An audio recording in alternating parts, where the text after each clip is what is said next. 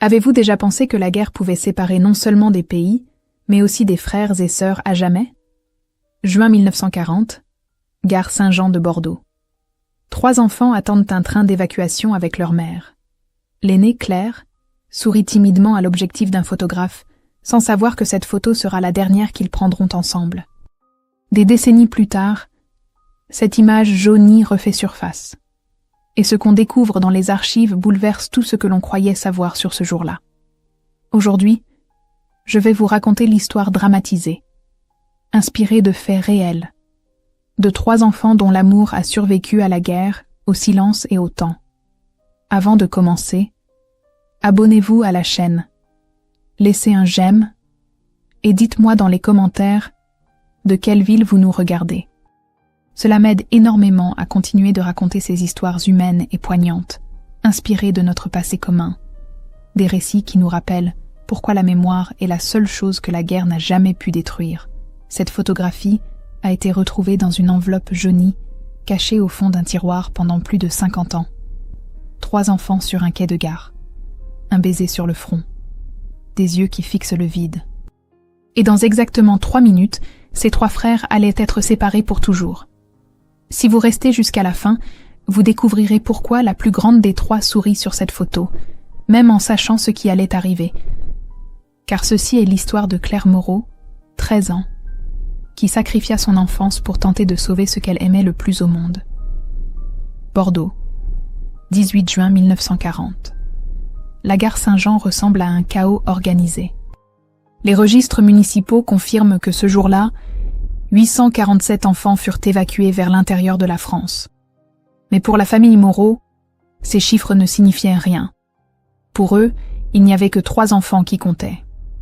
Claire tient sa petite sœur Marguerite contre elle, 5 ans à peine, épuisée par des heures d'attente. À côté, Jacques, 8 ans, serre une petite sacola de tissu que leur mère lui avait donnée le matin même.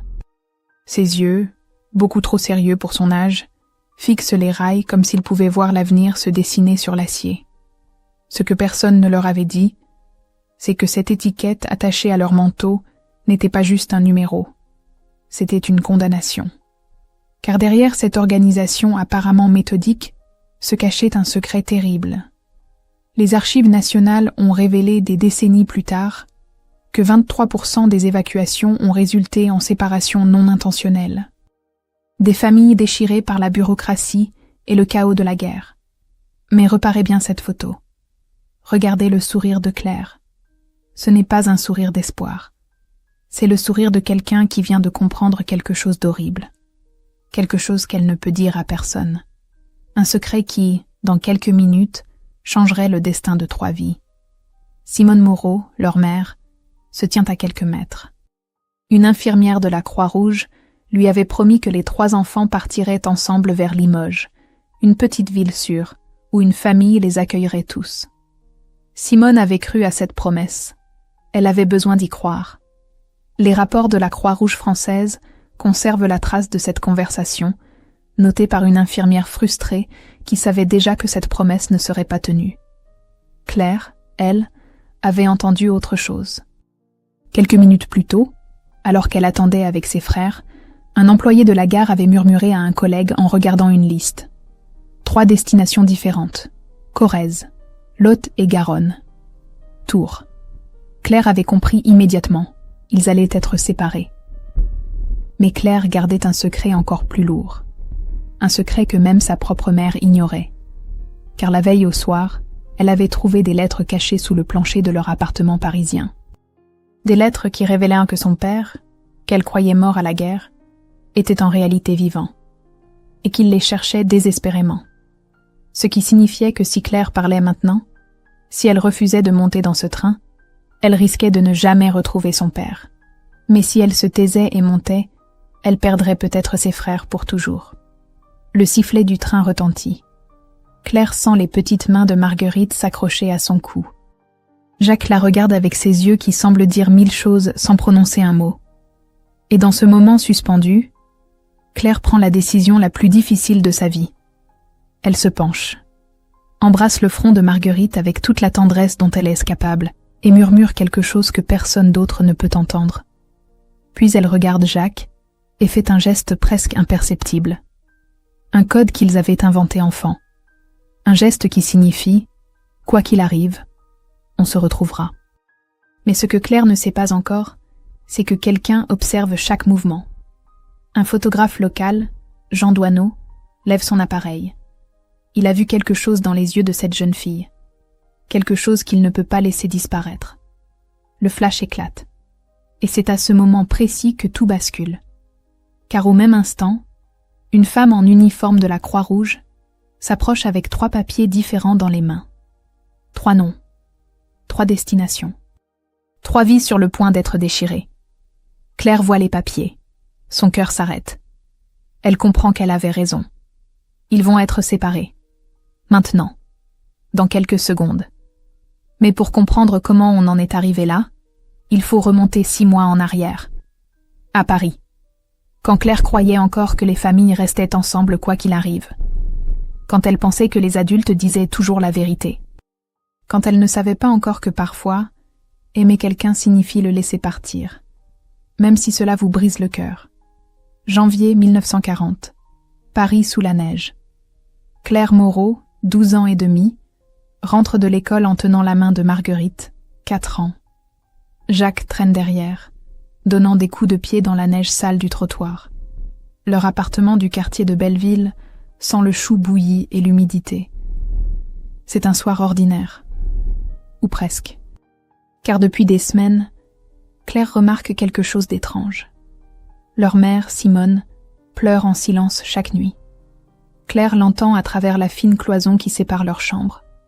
Des sanglots étouffés, comme si pleurer trop fort pouvait briser ce qui restait de leur vie. Les diaires de survivants de l'époque, collectés en 1985, décrivent cette atmosphère particulière. Les mères parisiennes savaient que la guerre approchait. Elles sentèrent le danger comme on sent l'orage avant qu'il n'éclate. Mais que pouvaient-elles faire, sinon continuer à préparer le dîner et aborder leurs enfants? Ce soir-là, alors que Simone croit ses enfants endormis, Claire se lève. Elle a entendu un bruit étrange venant du salon. Des planches qui grincent. Pieds nus sur le carrelage glacé, elle s'approche. Et c'est là qu'elle voit sa mère, à genoux, arrachant une lame du parquet avec un couteau. Les mains tremblantes. Le visage marqué par quelque chose de plus profond que la fatigue. Quelque chose qui ressemble à la terreur. Simone sort une boîte métallique du trou dans le plancher. Claire retient son souffle. Sa mère ouvre la boîte. À l'intérieur, des lettres. Des dizaines de lettres attachées avec un ruban rouge délavé. Claire recule, mais son pied fait craquer le parquet. Simone se retourne brusquement. Leurs regards se croisent.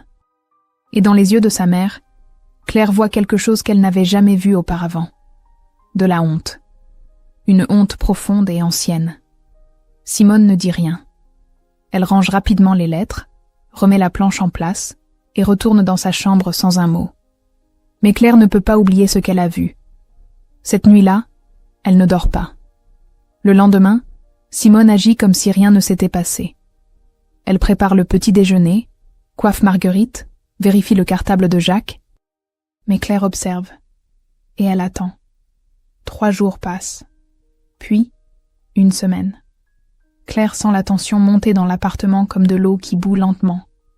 Jacques devient plus silencieux. Marguerite fait des cauchemars et se réveille en appelant leur père, mort depuis 3 ans. Du moins, c'est ce qu'on leur avait dit. Les registres militaires de l'époque confirment que des milliers de soldats français ont été portés disparus entre 1936 et 1939. Beaucoup de familles vivaient dans cette incertitude terrible. Morts, vivants, prisonniers, déserteurs. Les mots changeaient, mais la douleur restait la même. Un matin de février, Claire se lève avant tout le monde. Elle sait ce qu'elle doit faire. Elle attend que Simone parte travailler à l'usine textile. Puis, le cœur battant, elle retourne vers le plancher du salon. Elle trouve la lame qui bouge légèrement. La soulève. La boîte est toujours là. Ses mains tremblent quand elle l'ouvre. Les lettres sentent le vieux papier et quelque chose d'autre. Du tabac? De la sueur? Elle en prend une au hasard et commence à lire. « Ma chérie Simone, Les jours ici sont longs sans toi et les enfants. Je pense à Claire qui doit avoir grandi. À Jacques qui... Claire s'arrête. Son sang se glace. Cette lettre est datée de novembre 1939, 4 mois plus tôt. Mais leur père était censé être mort depuis 1937. Elle continue de lire, les mains tremblant de plus en plus. Lettre après lettre, elle découvre la vérité. Son père n'est pas mort. Il s'est enfui.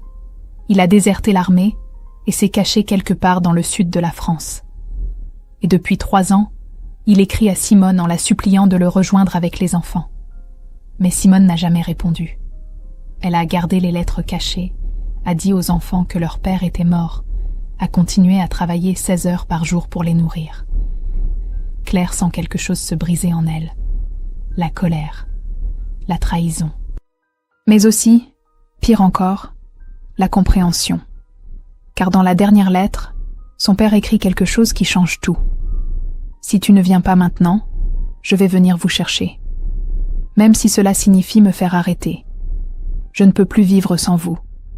La lettre est datée du 15 janvier 1940. Il y a 3 semaines. Claire remet tout en place, les mains tremblantes. Elle retourne dans sa chambre. Jacques la regarde depuis son lit. « Tu as trouvé quelque chose ?» demande-t-il simplement. Claire le regarde. Son petit frère de 8 ans qui semble comprendre bien plus qu'il ne devrait. Elle s'assoit à côté de lui.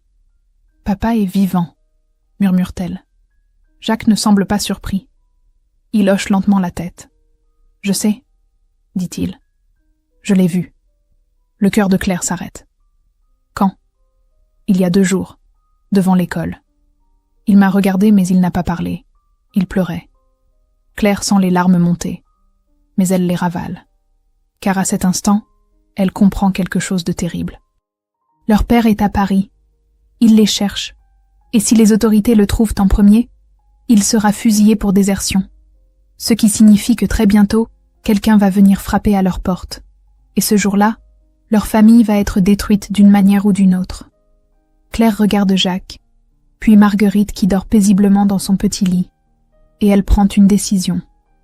Quoi qu'il arrive, elle protégera ses frères. Même si cela signifie mentir. Même si cela signifie partir. Même si cela signifie ne jamais revoir son père. Mais ce qu'elle ne sait pas, c'est que dans exactement 4 mois, elle se tiendra sur un quai de gare avec ses frères.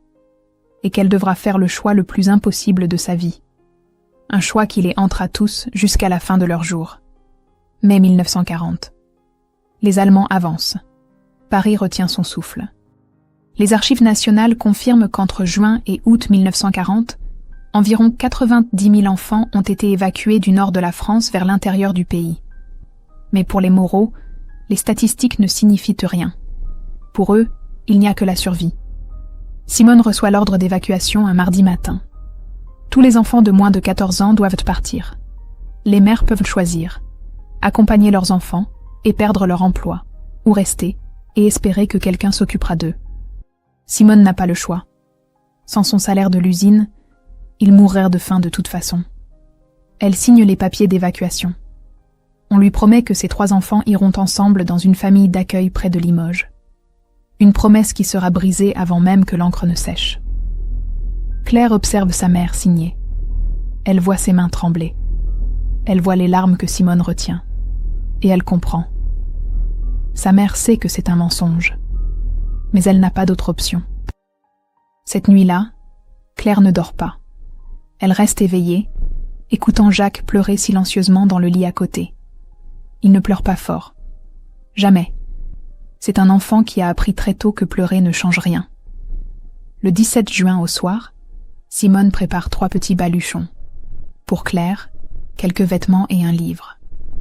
Pour Jacques, sa sacola de tissu avec dedans une photo de leur père et un morceau de pain enveloppé dans du papier journal. Pour Marguerite, sa poupée de chiffon et une couverture élimée.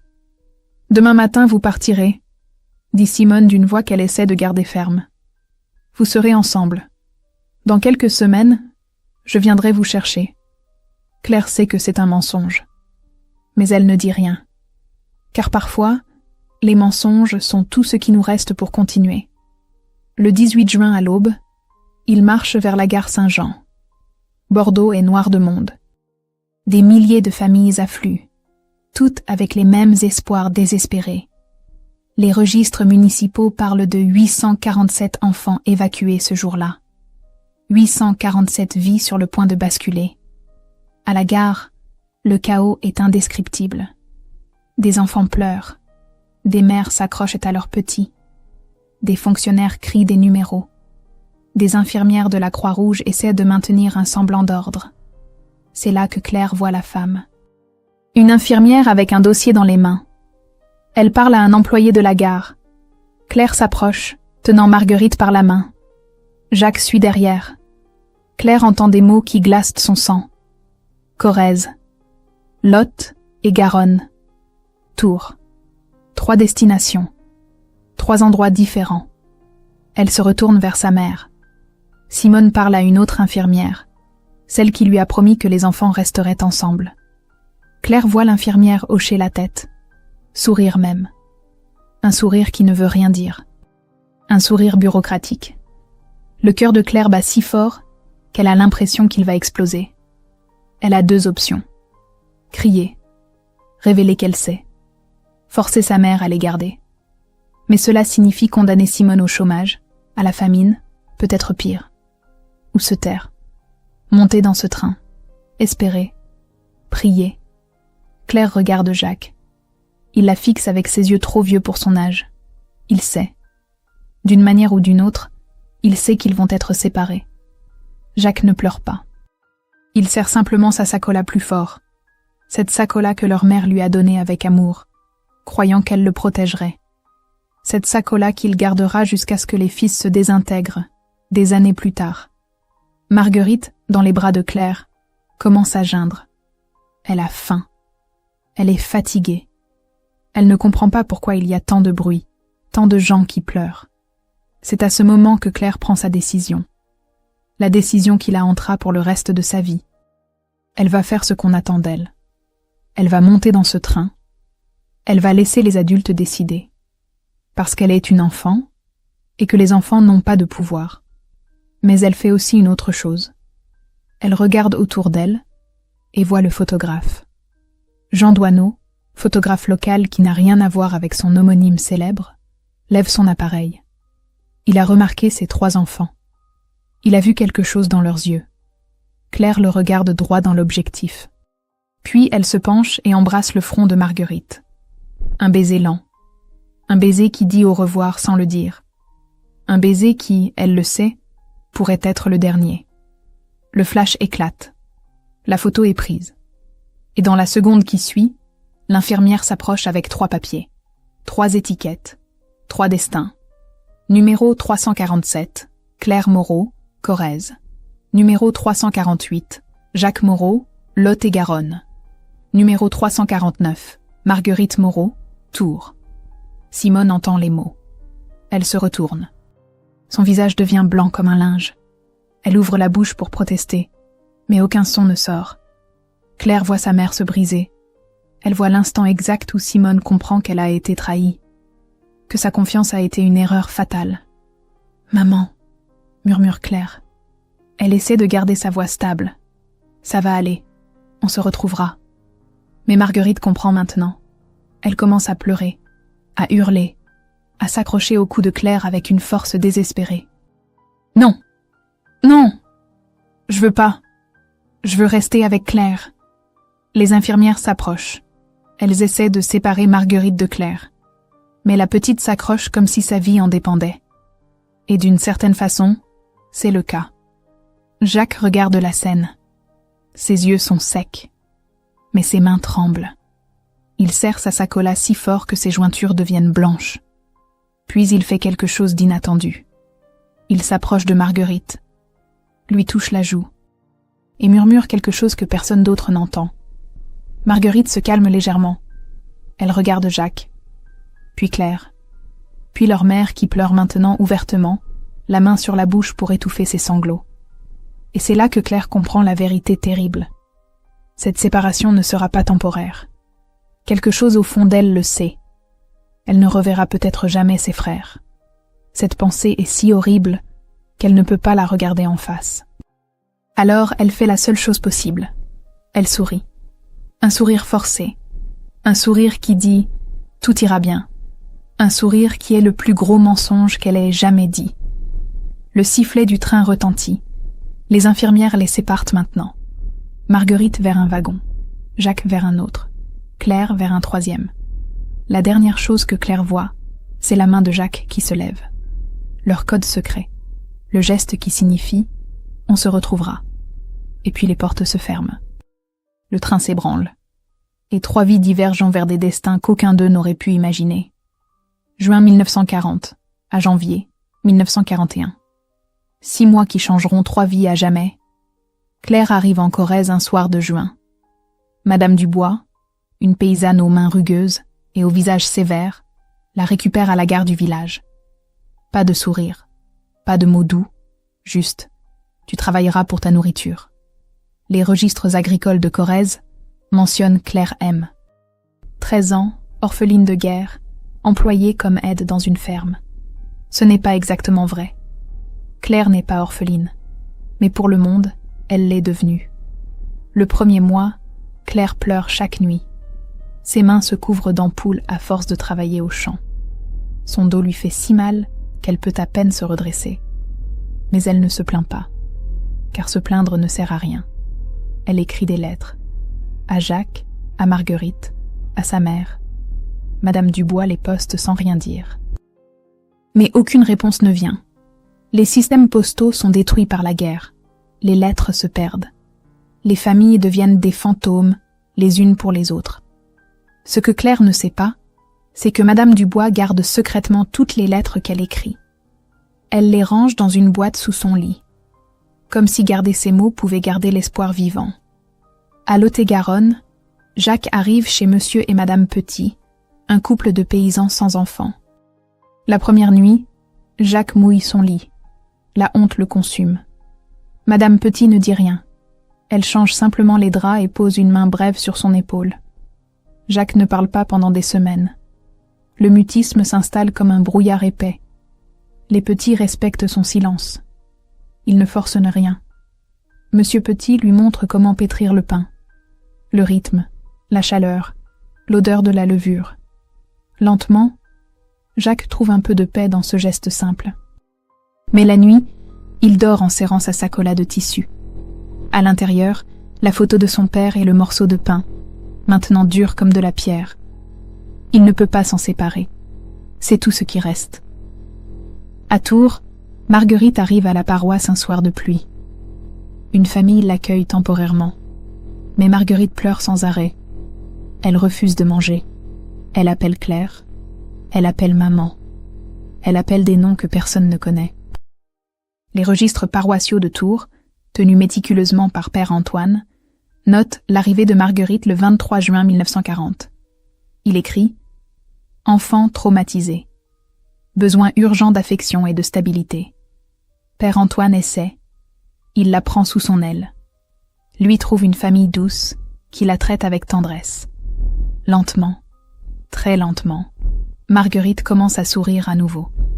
Surtout quand elle joue avec Minou, un chat gris de la paroisse. Mais elle garde toujours quelque chose serré dans sa main. Un bouton. Un simple bouton du manteau de Claire.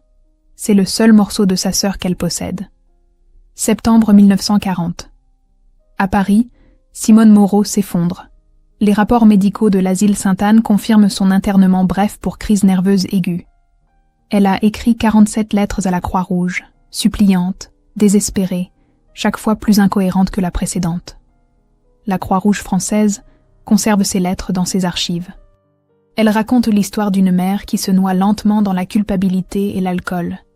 Simone travaille le jour, boit la nuit, dort à peine, vit dans un appartement vide qui sent encore ses enfants. Les mois passent. L'hiver arrive. Décembre 1940. Claire, maintenant 14 ans, travaille du lever au coucher du soleil. Mais elle trouve du réconfort dans une chose. Le soir, quand les autres enfants évacués arrivent à la ferme, elle leur apprend à lire à la lumière des bougies. Elle devient pour eux ce qu'elle ne peut plus être pour ses propres frères. Une grande sœur. Jacques, maintenant 9 ans, commence enfin à parler. Les premiers mots depuis des mois sortent un matin pendant qu'il pétrit le pain avec Monsieur Petit. Juste 3 mots. Je m'appelle Jacques. Monsieur Petit sourit. C'est un début. Marguerite, maintenant 6 ans, s'adapte. Elle sourit plus souvent. Elle joue avec les autres enfants. Mais chaque nuit, avant de dormir, elle dessine. Toujours la même chose. 3 figures qui se tiennent à la main. Janvier 1941. L'hiver est brutal. La nourriture se raréfie. Le froid mord jusqu'aux os. Mais les 3 enfants survivent. Ils s'accrochent. Ils espèrent. Ce qu'aucun d'eux ne sait, c'est que leur vie va basculer à nouveau. Car la guerre ne fait pas que séparer les familles. Elle les détruit. Le 14 janvier 1941, à 23h40, les sirènes retentissent à Tours. Les archives départementales d'Indre-et-Loire documentent précisément cet événement.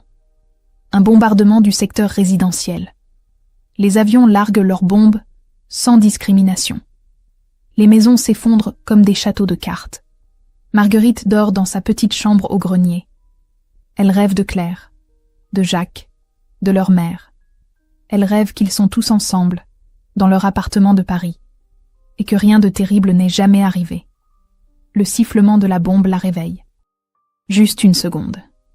Une seule seconde où elle ouvre les yeux dans le noir. Puis tout s'écroule. Le matin, quand il fouille les décombres, il trouve la petite Marguerite, 6 ans, ensevelie sous les poutres et les briques. Dans sa main, serré si fort qu'il faut forcer ses doigts pour le retirer, le bouton du manteau de Claire. Père Antoine enregistre le décès dans les registres paroissiaux.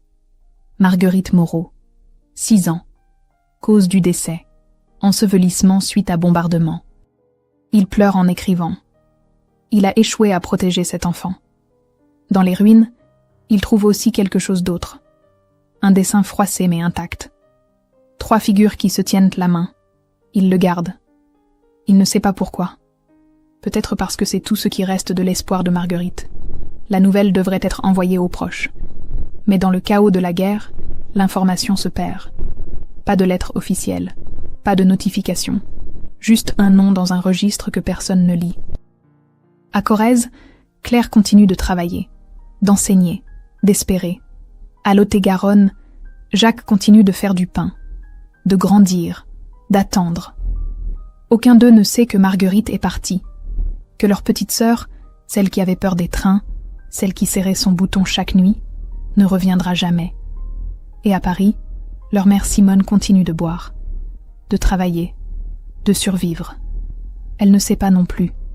Elle écrit toujours des lettres. Elle attend toujours des réponses. Elle espère toujours un miracle. Mais les miracles, en temps de guerre, sont aussi rares que les étoiles, dans un ciel couvert de fumée. Août 1945. La guerre est finie. Paris célèbre. Mais pour certains, la paix n'apporte que le silence des absents. Claire a maintenant 18 ans. Ses cheveux, autrefois noirs comme ceux de sa mère, montrent déjà des fils gris aux tempes. 5 ans de travail brutal dans les champs de Corrèze ont laissé des marques. Ses mains sont calleuses. Son dos est voûté. Mais ses yeux gardent cette détermination féroce. Elle revient à Paris en septembre. L'appartement de Belleville est vide. Un voisin lui apprend la vérité. Simone Moreau est morte en mars 1943. Pneumonie aggravée par la malnutrition et la dépression. Elle n'a jamais su ce qui était arrivé à ses enfants. Claire se tient dans l'appartement vide. Elle va vers le salon. Soulève la lame du parquet. La boîte métallique est toujours là. Elle l'ouvre.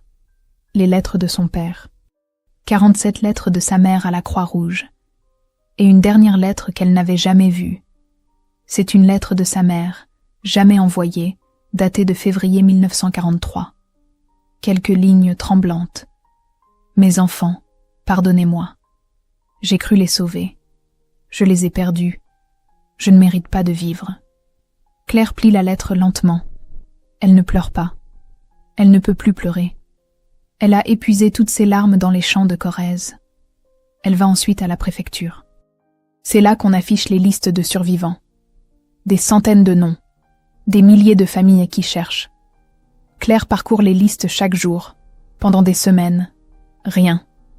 Puis un matin d'octobre, elle voit Jacques Moreau, Lot et Garonne, vivant. Ses jambes se dérobent.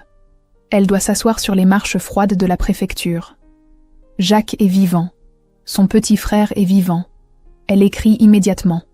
Une lettre courte. Place de la préfecture. Tous les matins à 10h. Je t'attendrai. 3 jours plus tard, Jacques arrive. Il a maintenant 13 ans, mais il en paraît 16. Le travail dans les fermes de Lot-et-Garonne l'a fait grandir trop vite. Ses épaules sont larges. Ses mains sont rudes. Mais ses yeux restent ceux du petit garçon sur le quai de la gare. Il se voit de loin. Claire se lève. Jacques s'arrête. Ils se regardent. 2 étrangers qui partagent la même blessure ancienne. Puis Claire fait un geste. Leur code secret. La main qui se lève. Jacques répond. La même main, le même geste. Ils s'approchent. Ils ne se jettent pas dans les bras l'un de l'autre. Ils restent juste debout, face à face, comme s'ils avaient peur que l'autre disparaisse s'il le touche. Claire, murmure Jacques. Sa voix a mué. Ce n'est plus la voix d'un enfant. Jacques, répond Claire. Puis, sans un mot, Claire pose la question avec ses yeux. Marguerite ? Jacques comprend immédiatement. Il secoue lentement la tête. Il ne sait pas non plus. Ils vont ensemble à la Croix-Rouge. Un fonctionnaire compassivo les reçoit. Il sort un dossier mince, trop mince. Il leur tend une feuille. Marguerite Moreau. Tours. Décédée le 14 janvier 1941. Le monde s'arrête. Claire lit les mots encore et encore, comme si les relire pouvait les changer. Jacques reste immobile. Son visage ne montre rien. Mais ses mains tremblent. Le fonctionnaire sort autre chose du dossier. Un dessin froissé. 3 figures qui se tiennent la main. Retrouvées dans les décombres. Claire prend le dessin. Ses doigts tracent les lignes maladroites. Le dessin d'une enfante de 6 ans qui rêvait que sa famille serait un jour réunie. Elle s'effondre alors. Pas dramatiquement. Juste lentement, comme si tous ses os se dissolvaient. Jacques la rattrape. Il la serre contre lui. Et pour la première fois en 5 ans, quelqu'un comprend sa douleur sans qu'elle ait besoin de l'expliquer. Elle n'est plus seule maintenant, murmure Claire entre 2 sanglots. Nous non plus, répond Jacques. Les années qui suivent sont difficiles. Claire et Jacques se voient régulièrement. Ils ne parlent pas beaucoup. Ils n'en ont pas besoin. Leur présence suffit. Claire devient professeure. En 1948, à 21 ans, elle ouvre une petite école à Bordeaux pour orphelins de guerre. Dans l'entrée, elle accroche une photographie agrandie. 3 enfants sur un quai de gare. Un baiser sur le front. Des yeux qui regardent vers l'avenir. Sous la photo, une plaque simple, pour Marguerite et tous les enfants perdus. Claire n'adopte pas officiellement d'enfants au début. Mais en 1950, elle entend parler de 3 frères qui vont être séparés par les services sociaux. Elle se présente. Elle demande à les prendre tous les 3. On lui accorde. Ces 3 garçons deviennent ses fils. Au fil des ans, d'autres suivent. 12 enfants en tout. Tous des orphelins. Tous avec des histoires brisées. Elle leur donne ce qu'elle n'a pas pu donner à ses propres frères. Une maison. Une famille. Une chance. Jacques, lui, devient zapatero. Il s'installe dans un quartier ouvrier de Paris. Chaque lundi, il répare gratuitement les chaussures des enfants pauvres. Quand on lui demande pourquoi, il répond toujours la même chose. Ma petite sœur avait des chaussures trouées quand elle est partie. À 30 ans, en 1962, Jacques épouse Anna, une survivante des camps. Ils ont une fille. Ils l'appellent Marguerite. Chaque 18 juin, Claire et Jacques se retrouvent à la gare Saint-Jean de Bordeaux. Ils apportent 3 roses blanches. Ils se tiennent exactement à l'endroit où la photo a été prise. Ils restent en silence pendant 10 minutes. Puis ils vont dans une école voisine et distribuent des livres aux enfants pauvres. Ce rituel dure des décennies, même quand Claire tombe malade. En 1973, Claire a 46 ans. Un cancer du poumon.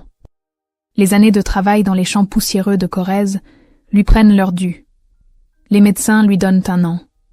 Avant de mourir, elle demande quelque chose à Jacques. Trouve le photographe, celui qui a pris la photo. Jacques cherche pendant des mois. Il trouve finalement Jean Doisneau, 78 ans, retraité dans un petit village près de Bordeaux. « Pourquoi avez-vous pris cette photo ?» demande Jacques. Doisneau regarde longuement l'image. Puis il répond. « J'ai vu quelque chose dans les yeux de la grande. Quelque chose que je ne pouvais pas laisser disparaître. De l'amour. Pur et terrible. » Il sort une boîte.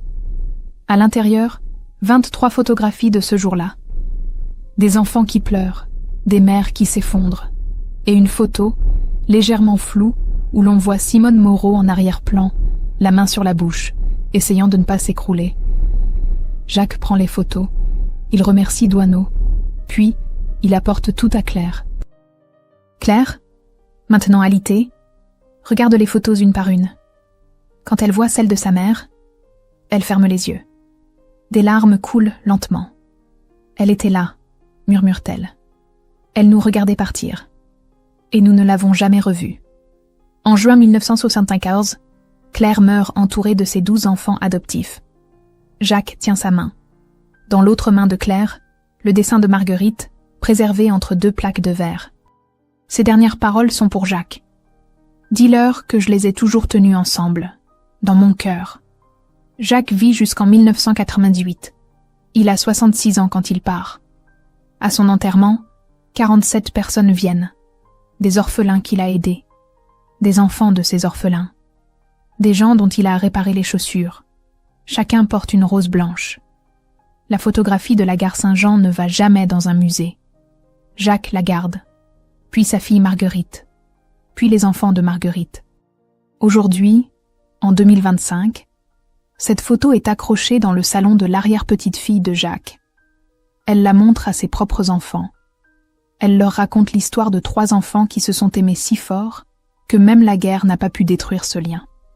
Elle leur dit « Votre arrière-arrière-grand-oncle et vos arrière-arrière-grand-tantes ont appris quelque chose que nous oublions trop souvent. L'amour ne se mesure pas au temps passé ensemble, mais à ce qu'on fait du temps qu'on nous reste. » Claire a passé sa vie à sauver des enfants parce qu'elle n'avait pas pu sauver sa sœur. Jacques a passé sa vie à chausser des enfants parce que sa sœur était partie avec des chaussures trouées. Et Marguerite, même dans sa courte vie, a dessiné l'espoir jusqu'à son dernier souffle. La guerre les a séparés, mais leur amour a traversé les années. Il a transformé la douleur en compassion, la perte en action, le désespoir en héritage. Parce qu'au final, ce qui compte n'est pas combien de temps nous avons avec ceux qu'on aime. C'est ce que nous faisons de cet amour quand ils ne sont plus là. 3 enfants. Un dernier regard. Un amour qui traversa la guerre et devint leur plus grande victoire. Cette histoire fictionnelle, inspirée de faits réels, nous rappelle que certaines guerres ne se gagnent pas avec des armes, mais avec le courage silencieux de ceux qui choisissent d'aimer malgré la peur et la perte. Claire, Jacques et Marguerite nous enseignent que même séparés par le temps et la douleur, les liens du cœur peuvent devenir un héritage de lumière dans un monde brisé. Et vous? Avez-vous déjà gardé une promesse faite à quelqu'un que vous aimiez, même quand tout semblait perdu? Pensez-vous qu'un seul geste, une lettre ou un sourire, peut vraiment traverser les années? Qu'auriez-vous fait à la place de Claire, face à un choix impossible entre l'amour et la survie? Si vous êtes resté jusqu'à la fin, écrivez le mot « espoir » dans les commentaires, pour que je sache que vous avez ressenti cette histoire jusque dans votre cœur. Dites-moi aussi de quelle ville vous nous regardez. Peut-être gardez-vous, vous aussi, une histoire ancienne, transmise par vos parents ou vos grands-parents. Partagez-la, elle pourrait devenir la prochaine histoire du canal. Merci d'avoir écouté avec respect et émotion. Abonnez-vous à la chaîne, laissez un j'aime, activez la cloche pour ne rien manquer, et partagez cette histoire avec quelqu'un qui croit encore à la force de l'amour fraternel. Et si vous voulez continuer ce voyage à travers la mémoire et les émotions, cliquez sur le quart final pour découvrir d'autres récits qui ont traversé le temps.